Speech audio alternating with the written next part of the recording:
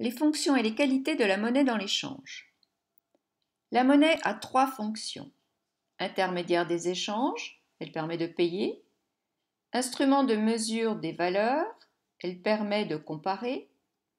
Instrument de réserve de valeur, elle permet de conserver. Je vous renvoie à vos cours de lycée concernant ces notions.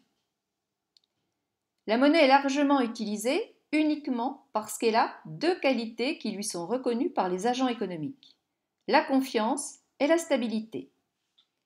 Tout d'abord, les agents économiques ont confiance dans la monnaie. Ils n'ont pas peur de la détenir, de l'utiliser, de la conserver en vue d'une utilisation future. La monnaie soude les agents économiques entre eux. C'est un facteur de cohésion et d'identité.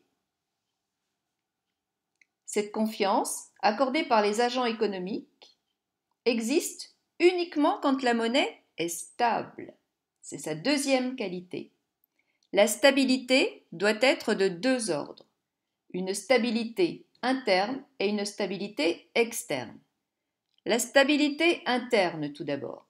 Il y a stabilité interne lorsque l'inflation est nulle ou très faible.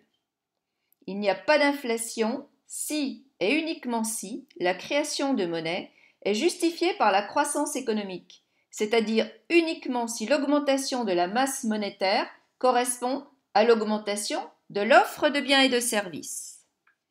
A l'inverse, une augmentation de la masse monétaire sans augmentation de la production entraînerait une hausse des prix et donc de l'inflation. En effet, les agents économiques, notamment les ménages, disposeraient de plus de liquidités. Ils augmenteraient donc leur demande, l'offre ne serait pas suffisante et cela entraînerait donc une hausse des prix. Cette inflation agirait alors sur le pouvoir d'achat, sur le calcul de la valeur des biens, sur la valeur de l'épargne et entraînerait la perte de confiance dans la monnaie. Il faut également une stabilité externe de la monnaie. Il y a stabilité externe lorsque la parité de la monnaie par rapport aux autres monnaies est stable. Cette stabilité permet de maintenir le pouvoir d'achat des agents économiques du pays vis-à-vis de leurs achats à l'étranger.